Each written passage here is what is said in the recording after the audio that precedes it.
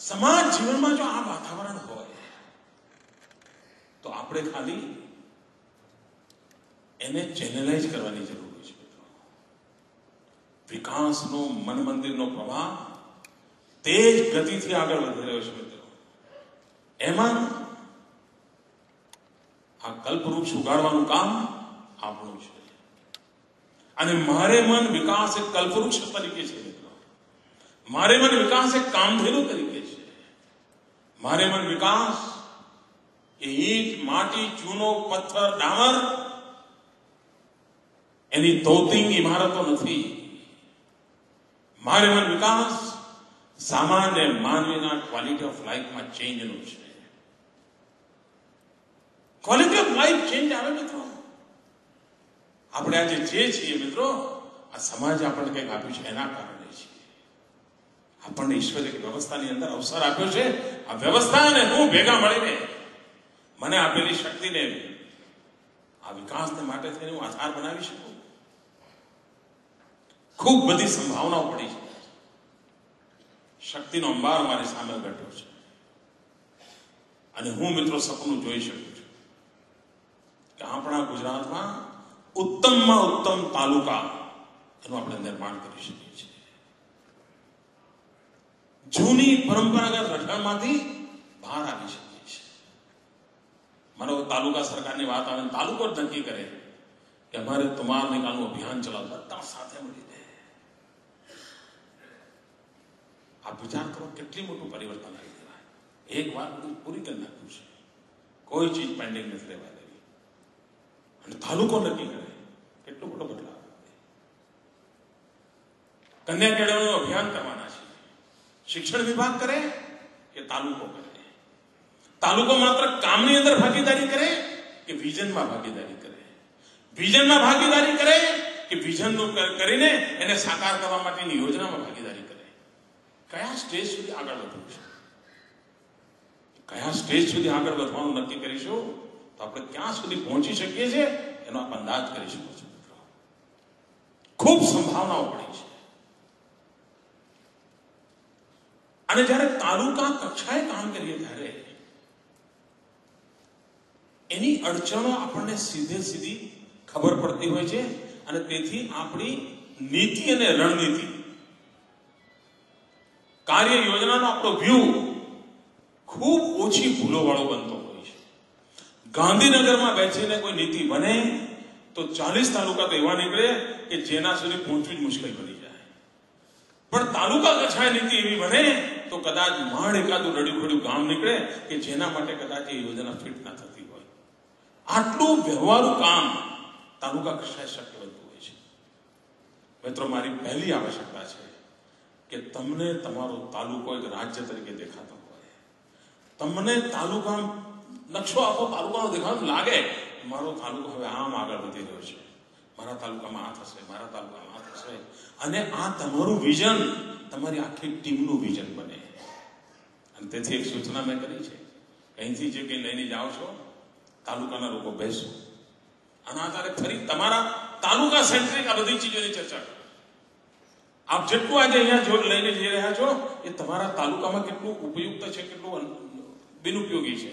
જે બિનઉપયોગી બાજુમાં મૂકો. કદાચ કોઈ ચીજ એવી હશે કે તમારા તાલુકામાં 2015માં કામ આવશે, આજે કદાચ ઉપયોગી નહીં હોય.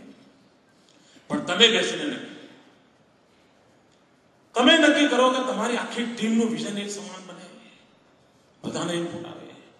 અને આપ જોજો મિત્રો, જે કામ 12 મહિના ખેંચવા જેવું લાગતું હોય છે એ કામ 2 મહિનાની અંદર તમને પરિણામકારી નજરે આવશે. અને એક દુનિયાનો નિયમ છે મિત્રો, માં બાળક મોટું થાય ને એ માને વજન વધારે ઉચકવું પડે. 3 મહિનાનું બાળક હોય એને ઉચકવામાં જેટલી મહેનત પડતી હોય, બાળક 6 મહિનાનું થાય તો ઉચકવામાં મહેનત જરા વધારે પડે. પણ કોઈ માં એવી જોઈ છે કે જે એમ કે ના યાર આ નાનું રહે તો સારું, શું ઉપાડવાનું સહેલું પડે છે? એવી કોઈ માં જોઈ છે? કોઈ માં એવી ના હોઈ શકે કે જે એવું વિચારે કે મારું બાળક 3 મહિનાનું રહે તો સારું, મને ઉપાડવાનું સહેલું પડે. દરેક માં ઈચ્છે કે બાળક મોટું થાય, ભલે 9 મહિનાનું થશે, જેટલું ઉપાડવું પડે છે ઉપાડીશ. એના માટે મારે જેટલી તૈયારી કરવી પડશે હું કરીશ. આ બાળકને ઉપાડીશ. આ માતૃભાવ છે ભાઈઓ, એનાથી મોટી કોઈ પ્રેરણા નથી હોતી. એનાથી મોટી જીવનની ગતિ માટેનું કોઈ સામર્થ્ય નથી. આ તાલુકામાં બેઠેલો કાર્યકર્તા, મારો સાથીદાર, મારો કર્મયોગી, એના મનમાં જો ભાવ આવે કે આ તાલુકામાં જેટલી સ્કીમો વધારે આવશે, વજન ભલે વધતું જાય પણ એ વજન ઉચકવાની તાકાત પણ મારી વધતી જશે. આજે કદાચ અમે 5 લોકો ઉઠાવતા હશું તો જોતામાં 50 લોકો આ બોજ ઉઠાવવા તૈયાર થશે અને અમારી સામૂહિક શક્તિ અમને પરિણામ આપશે. અને મિત્રો, સામૂહિકતાની તાકાત હોય છે. હું બહુ ભણેલો નથી, પણ શાળામાં આવતું હતું a² + b² = a² b² એવું આવતું. પણ જો ઇન્ટુ બ્રેકેટ હોય a + b * બ્રેકેટ² તો a² + 2ab + b², 2ab extra આવે. આ 2ab એક્સ્ટ્રા ક્યાંથી આવ્યા? આ સામૂહિકતાની તાકાત છે. a² + b² ને બ્રેકેટમાં મૂકીને a + b * બ્રેકેટ² કરવાની સાથે એક એક્સ્ટ્રા એનર્જી 2ab જન્મ લે છે. આ એક્સ્ટ્રા એનર્જી જે છે એ સામૂહિકતામાંથી પેદા થાય છે.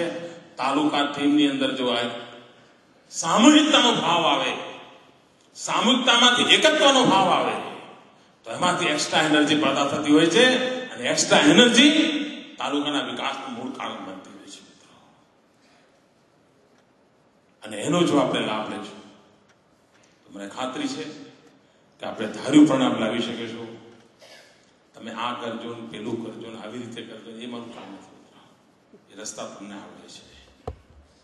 મારી ભૂમિકા આ છે કે મારા દરેક તાલુકો વિકાસની સ્પર્ધામાં કેમ આગળ નીકળે.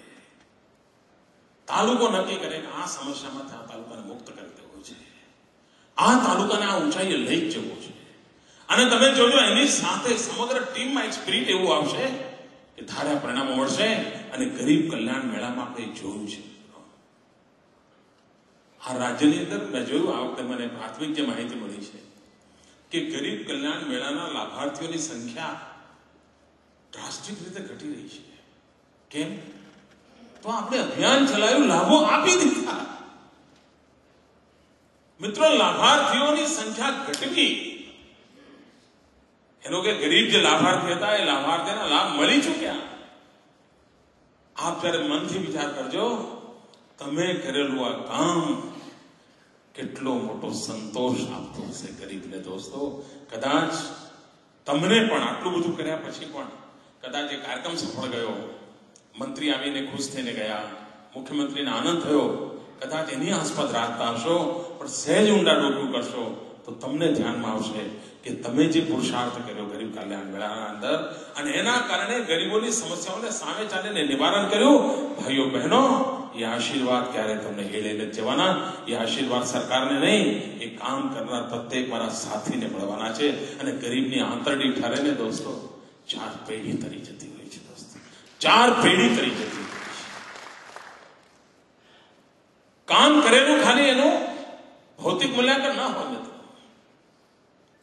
કરેલા કામનું આ મૂલ્યાંકન કરવાનો પણ એક ભાગ હોય છે જે જીવનમાં રાત સરસ મજાની સુવા માટેની પ્રેરણા બનતું હોય છે. મિત્રો, મને આ યોજનાની સફળતા માટે ભારોભાર વિશ્વાસ છે. વિશ્વાસ એટલા માટે મને નથી કે વિચાર મહાન છે, ના. સફળતાનો ભરોસો મને એટલા માટે નથી કે સરસ મજાનો સર્ક્યુલર નીકળ્યો છે, ના. મને એની સફળતાનો ભરોસો એટલો છે કારણ મારી પાસે નીવડેલા લોકોની ટીમ છે. સામર્થ્યવાન શક્તિશાળી તાલુકાની અંદર ટીમ બેઠી છે. એ મારા મનમાં પડેલો ભરોસો છે. અને મિત્રો, મારો ભરોસો ખોટો નથી પડતો.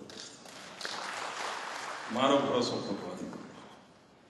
એકાદ વાર તમને તમારામાં કદાચ વિશ્વાસ હોઈ શકે, મને તમારામાં વિશ્વાસ નથી દોસ્તો. તમારી શક્તિમાં વિશ્વાસ નથી, તમારા ઈરાદામાં વિશ્વાસ નથી. અને જો મને તમારામાં આટલો બધો ભરોસો હોય તો મને કશુંક નવું કરવાનું ઈચ્છા પણ થતી હોય છે અને પરિણામ પણ મળતા હોય છે. આપણો તાલુકો વાયબ્રન્ટ તાલુકો, એ સિદ્ધિને પ્રાપ્ત કરનારો બનવાનો છે.